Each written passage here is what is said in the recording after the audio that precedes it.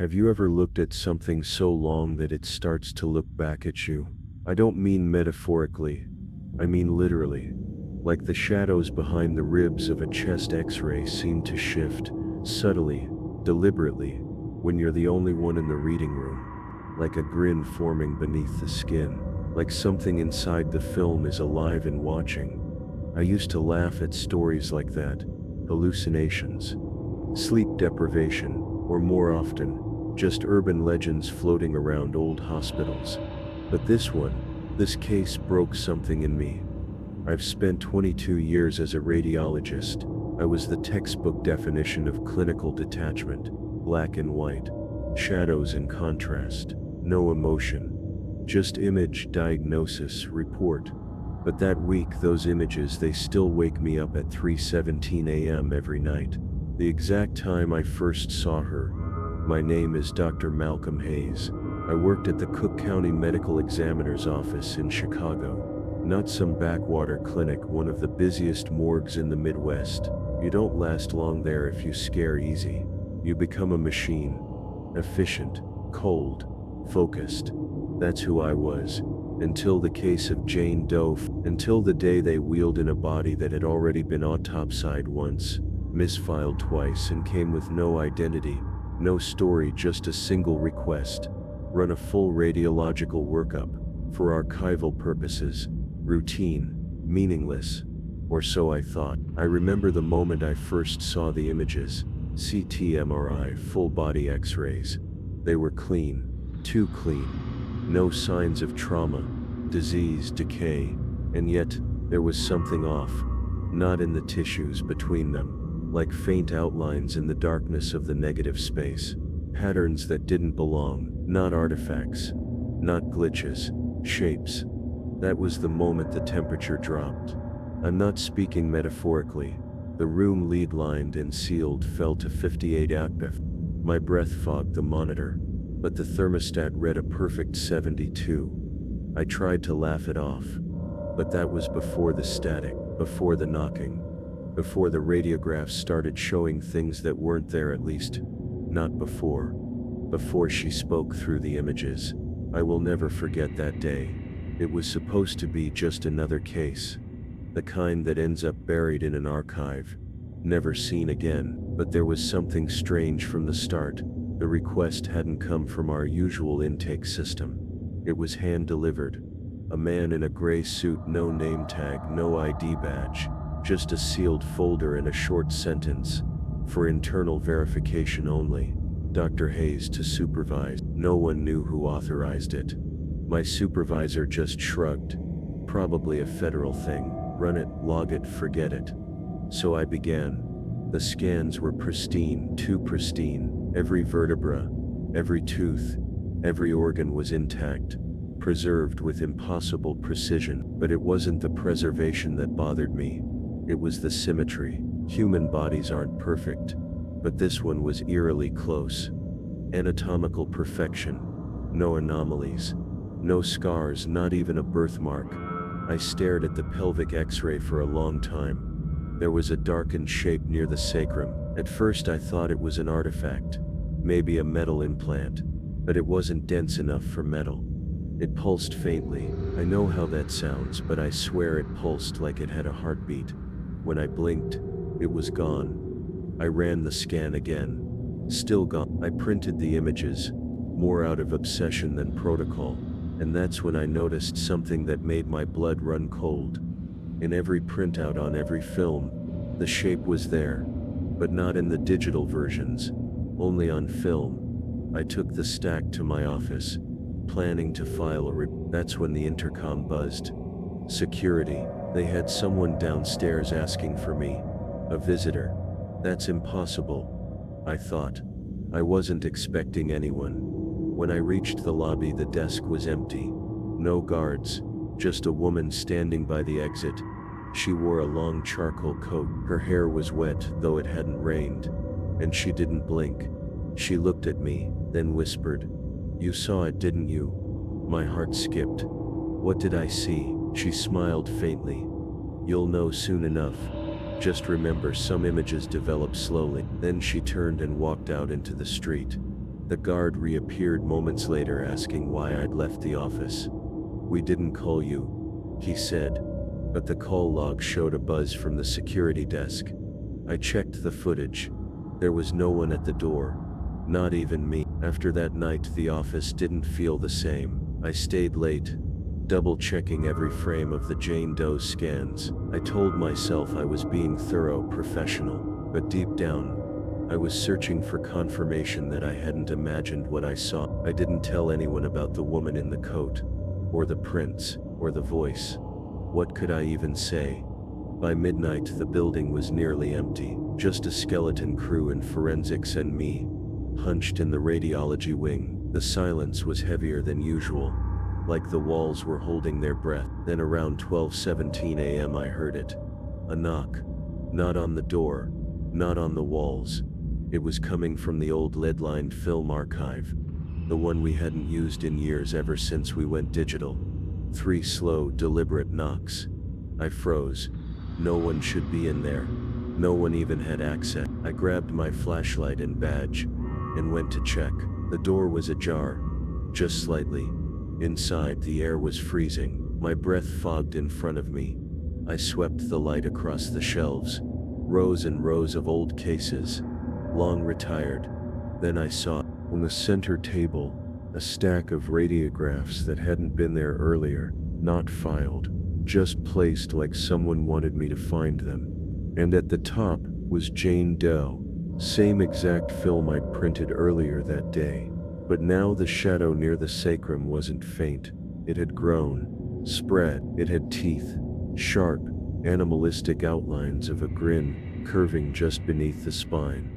I backed away. That's when I noticed the others.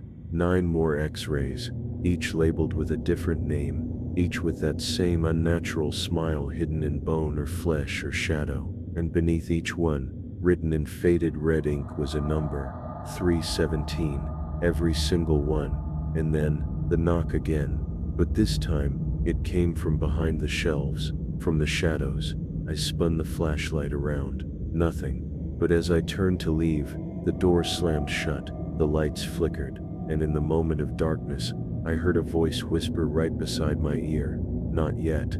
I don't remember how I got out of that archive room. One moment I was trapped, the next I was in the hallway, cold sweat dripping down my back, palms burning from where I must have pushed the heavy door open. But no one heard a thing, not the night staff, not security. I didn't sleep that night. I could. Instead, I laid out the films on my apartment floor, one by one. Jane Doe in the center, the others around her like a grotesque gallery of decay. Every X-ray revealed a similar anomaly, something that shouldn't be there, something that grew each time the image was reprinted. And that's when I realized I had seen that pattern before, not in medical school, not in any journal, in my dreams. For the past 6 months, I'd been waking at 3:17 a.m. with the same image burned behind my eyelids. A dark corridor, metal tables, rows of glowing images floating in midair, and a figure always the same, standing at the end of the hall, head tilted, face obscured by static. I never understood it. I thought it was stress. But the grin in the scans, her grin, it was the same. The next day I brought the films back to the office. I needed answers, and I wasn't going to find them alone. That's when I met Marlene. She was one of our oldest techs, semi-retired, but still came in for special cases. I caught her in the lounge and asked if she'd ever heard of anomalies appearing only on film, not on digital scan. Her expression went still, her tea trembled slightly in her hand. "Where did you see it?" she asked quietly. I told her. She took a long breath. "We used to call it the whisper print. You're not the first." "What do you mean?" She leaned in. "Every few years, someone runs a scan and sees it. Always starts with one image, always grows, and always ends the same way. How? They vanish. Sometimes they quit, sometimes they disappear." One guy walked out in the middle of a shift and never came back. His badge still sits in his locker. Who were they scanning? Marlene looked down. Jane Doe, 4320. Before I could say anything else, the lights in the break room flickered. Marlene stood up suddenly, as if she felt something like a breeze had passed through her. "She's awake again," she whispered. Then she left. Later that evening, I found her badge on my desk, and beneath it, a note written in shaky script. Don't look at her face. I should have walked away. I should have shredded the films, deleted the files, and taken a leave of absence. But I couldn't. I needed to understand. That night, I stayed late again. No more rationalizing. No more pretending this was just an anomaly. I pulled every available record on Jane Doe 4320. Every body that passes through Cook County has documentation, chain of custody, witness logs. This was as if someone had inserted her into the system from thin air. I went to the cold room to confirm she was even real. Drawer 7B. I opened it slowly, already half expecting it to be empty. But she was there, lying perfectly still, pale, hair fanned out like a veil, eyes closed, but not at peace. Her skin was untouched by decay, too perfect, unnaturally perfect. And there was something else. Her face was covered with surgical gauze, neatly wrapped, like someone didn't want it to be seen. The tag on her toe was blank, not even Jane Doe, just nothing. My hand hovered over the gauze. I remembered the note, don't look at her face, but I had to know. I unwrapped it. Her skin was smooth, too smooth, no pores, no blemishes, almost like porcelain. Her eyes remained shut, but her lips, they were smiling, the same grin from the X-ray, the same arc, the same shape, only now I could see it wasn't just a smile. It was an expression, amused, knowing, hungry. Suddenly a low whirring started behind me, the freezer's fans, but the temperature readout began to drop rapidly. 72, 60, 48. Then I heard it again, knocking, not on the freezer doors, from inside the walls. I turned, no one there, but in the reflection of the freezer's chrome door, I saw her eyes, open, looking at me. I spun around. She was still lying there, eyes shut, same position, but the gauze was back, wrapped neatly, tightly, as if I had never touched it. I stumbled backward, nearly dropping my clipboard. Then the lights flickered once, twice, and the intercom crackled to life. Just static. Then, a voice, faint. A woman's whisper, Dr. Hayes, your shift isn't over. I ran. I don't remember how I got home. But when I looked in my bag that night, the tag from her toe was inside, still blank. The next morning I swore I wouldn't go back. I made coffee, stared at my front door, and convinced myself I was done. I could call in sick, blame burnout, resign quietly. Who would blame me? But when I checked my phone, I had one message, from an internal line that didn't exist anymore. Just a voice, faint, muffled by static. You left something open. And then silence. I don't even remember driving in. Just that the street outside the medical examiner's office looked different, dimmer, even though it was midday, as if the light was afraid to touch the building. When I entered, the front desk was empty. No reception, no techs. I called out, but only my echo replied. The place wasn't locked, no alarms, just deserted. It felt like a trap. I should have turned around right then, but instead I went to my office. I had to see the prints again. I had to know if it was still there. The films were gone, all of them. Jane Doe, the others. Every print I'd spread across my floor just nights before vanished. Even the copies I'd hidden in my desk drawer had been removed, replaced with blank radiograph sheets, as if nothing had ever been printed, except for one, taped to the inside of my office door, Jane Doe's chest film. But it wasn't the same. The grin had grown, no longer a subtle curve. It now stretched wide, warped into something grotesque. The ribs on either side had darkened, and between them the void had taken shape, almost like hands, thin, long-fingered outlines pressed from the inside of her chest cavity. And in the center, just above the sternum, a second face, blurred, faint, but undeniably present. I tore the film down and held it to the light. It moved. The grin twitched, barely, but enough to make me drop it. That's when the overhead speaker crackled to life. Not static this time. A recording, a voice I recognized. My voice, shadow artifacts, consistent with subdermal density, but not biological. Recommends secondary imaging. Room 4B. I had never recorded that. Room 4B was one of the oldest imaging suites. We'd shut it down after a mold outbreak 2 years prior, sealed it off, and yet the light above it blinked green, in use. I approached the hallway, each step heavier than the last. The air shifted, colder, the scent of iodine mixed with something older, coppery, like blood left too long on metal. Room 4B's door was ajar. Inside, the screen flickered with static, an MRI in progress. But there was no patient inside the bore, only the sound of one wet breathing, faint moans, a heart monitor that ticked too slowly. I looked at the film printer in the corner.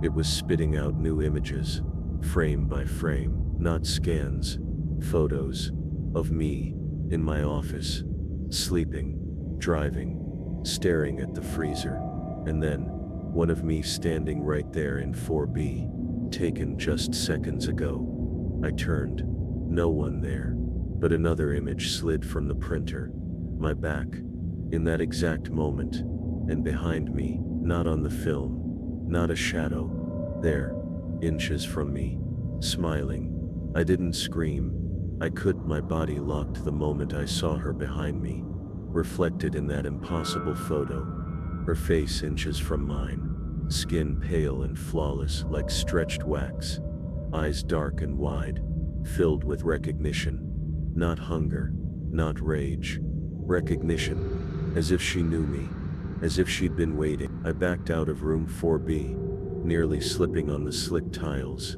The air was thick now, humid, but still freezing, and with every step I heard it again. That slow, deliberate knock, not from the room, not even from the walls. It was coming from inside me, like a second heartbeat. I fled to the only place I thought might have answers. The film vault. It was the oldest part of the building, sub-basement level, behind a rusted service corridor no one used anymore. That's where all the legacy archives were kept. Physical films going back decades, stuff long since digitized but never destroyed. I had a key. I don't know why I remembered that then, but I did. My hands trembled as I fitted into the lock, turned it, and stepped inside. Dust, cold, silence, so thick it rang in my ears. Rows upon rows of sliding drawers labeled by year, patient number, case type. The smell of aged acetate and myodale. It felt like stepping into a mausoleum for forgotten truths. That's when I saw the light, a dull yellow glow seeping from beneath a door marked restricted. Do not enter in peeling red paint. No one used that room anymore. Or so I thought. I pushed the door open slowly. Inside sat a man in a long lab coat, hunched over a light box. He didn't look up, just kept holding a single film up to the glass, whispering to himself. Contrasts off. Margins inconsistent. She's almost through. Excuse me, I said, my voice hoarse. He didn't flinch, just kept muttering. You shouldn't be here, he said finally, voice dry and papery. They don't like it when people look too closely. I stepped closer. Who are you? I used to be like you. Thought I could explain everything. Read the images, find the patterns, write it off. He finally turned. His eyes were sunken, bloodshot, skin pale. His ID badge was cracked and smeared, but I could make out the name Dr. C. Halverson. I knew that name. He'd vanished 6 years ago, walked out of a shift midday and was never seen again. They said you disappeared. I did, he said, tapping the film. But she didn't let me go. He handed it to me. It was another X-ray of Jane Doe. But now there were 3 faces in the scan. One was hers, one was mine, and the third was him, screaming. I've tried to stop it, he said. Burn the films, delete the records. But they always come back. She's not in the scan, Hayes. The scan is in her. I stared at him. You've seen her.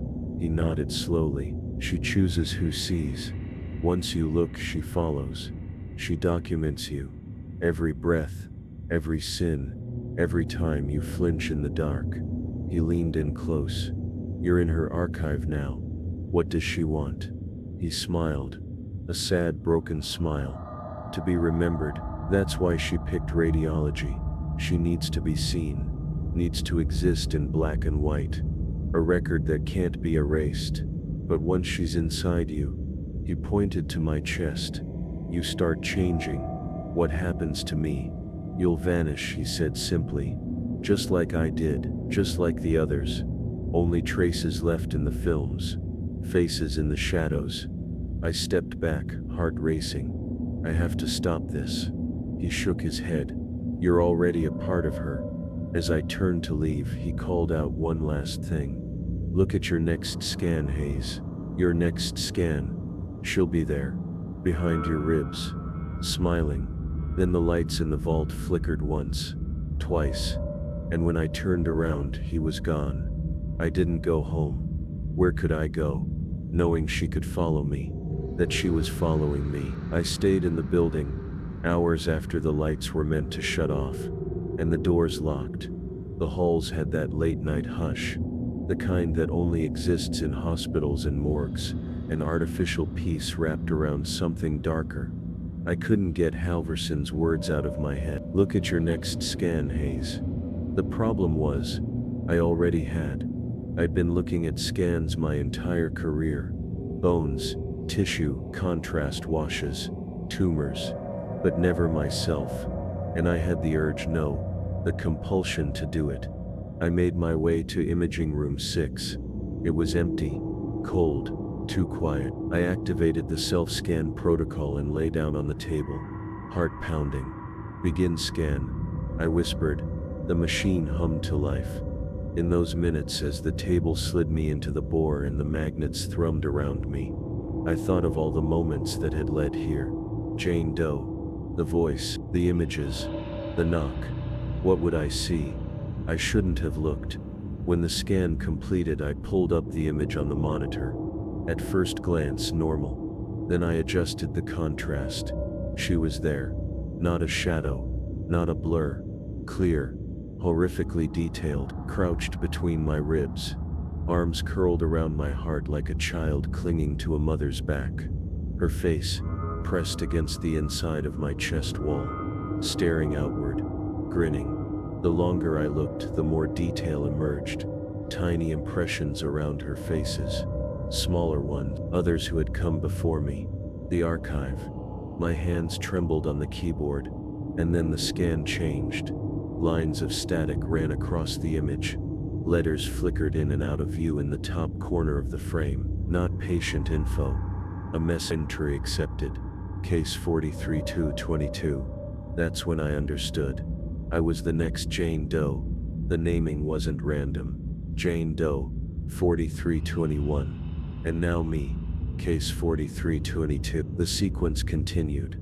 Each victim absorbed, archived, each one disappearing from the real world and reappearing in the radiographs. I backed away from the screen. That same low knocking sound began again. But this time, it came from inside the monitor. I slammed the power off. But the knock continued, steady, deliberate. 4 beats. Pause. 4 beats. Like a code. I fled back to the locker room. My locker sat open, though I hadn't left it that way. Inside was my badge, my clothes, my reflection in the metal door. Except the reflection wasn't mirroring me. It was delayed. Then it smiled, and behind my reflected shoulder I saw her face, impossibly wide. Pale, watch. I turned, nothing. The intercom buzzed to life one last time that night. And this time, the voice was clear. Feminine, calm. You're part of the collection now, Malcolm. Then silence. I didn't go home. I don't even know where home is anymore. Because since that night, I've noticed something else. Every time I pass a glass surface, a window, a mirror, even the reflection in a cup of water, she's closer. I tried to report it. That's the first thing I did the next morning. I marched into the administrator's office. slapped my ID on the desk and told them I needed access to the internal server logs for imaging Suite 4B and the sub-basement archive. They looked at me like I was speaking another language. "There is no 4B, the supervisor said calmly, tapping his keyboard. "Imaging only runs to 4A. No records of 4B in our schematics." "What about the film vault sub-basement?" He raised an eyebrow. "Dr. Hayes, we haven't used physical film storage in nearly a decade. That room was sealed off in 2018.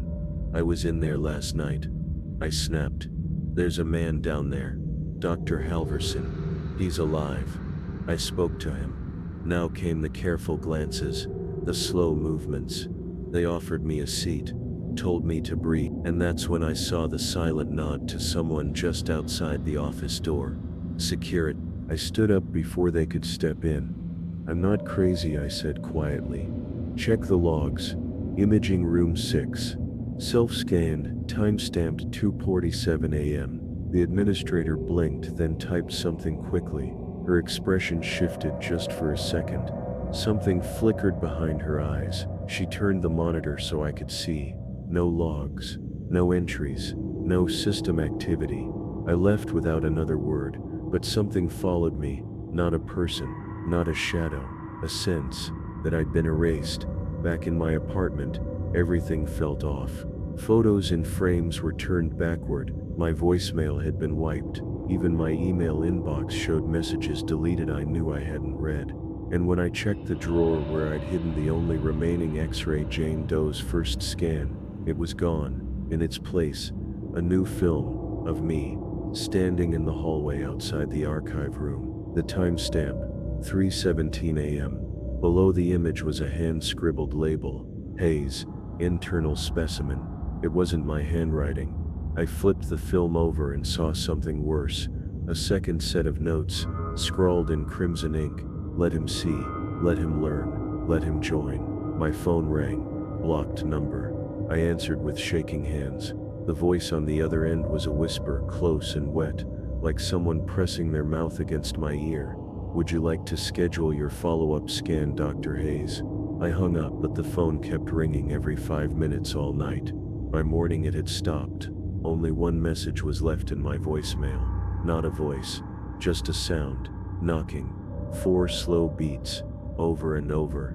I haven't slept since. She's in everything now. My monitor, my bathroom mirror, even the grainy security footage from my apartment building. Always smiling. Always closer. And I finally understand what Halverson meant. She doesn't haunt you. She records you, every breath, every tremble, every look over your shoulder. You don't die when she finds you. You become part of her collection, and no one will remember who you were, only what she shows them. This is my confession, not to cleanse myself, not to be believed, but to warn you, because I know now, this was never about Jane Doe. Not really. She was just the entry point, the first to be seen, the seed, the archive. It grows, and the moment I saw that first scan, truly saw it, I became part of it. Last night, I returned to the morgue. I had to. Something was pulling me, a pressure behind the eyes, a voice just beneath silence. It wasn't curiosity anymore. It was command. I walked the hallways like I didn't belong there, and maybe I didn't. Doors that should have been locked stood wide open. Lights flickered as I passed, and then I heard it again. The knock. 4 beats. A pause. 4 beats. It wasn't inside the walls this time. It was inside me. I went straight to the old archive room, the one that didn't exist, the one that never showed on any map. It was unlocked. Inside, the walls were bare, the shelves empty. Every trace of film, chart, and box had vanished, except for one thing: an imaging table and a scanner, modern, silent, set up in the center of the room, bathed in sterile white light, waiting. I knew what it wanted. I lay down. No prompt, no startup noise, just a slow hum, and then darkness. I don't remember falling asleep, but I must have, because I woke to her, not in front of me, above me, suspended in the darkness, her face lit from below by the glowing panel. No movement, just a slow smile, the same one I saw in the first film. Then she whispered, Not out loud but into my bones. You're the last scan I needed. I tried to move. I couldn't. I looked down at my chest and saw it. Movement. Beneath the skin. Her face pressing outward as though she were wearing me now. The screen nearby flickered to light. It showed a new folder being created. Archive 43. Inside a single file. Hayes. Final. .dn. I can hear others breathing near me, but I can't see them. I think they're the others. The ones who came before me. Maybe even Halverson. I think they're watching too. Not from outside the monitor. From inside. And every so often I feel a cold breeze. The lights flicker, and I know someone, somewhere is printing a scan, looking at it, squinting at the shadows, and maybe just maybe, they'll see me. I'll smile for them. Before she left me alone in here, she whispered one last thing. We're not done yet. And I knew she was right, because now, I'm part of the archive, and I'm watching you.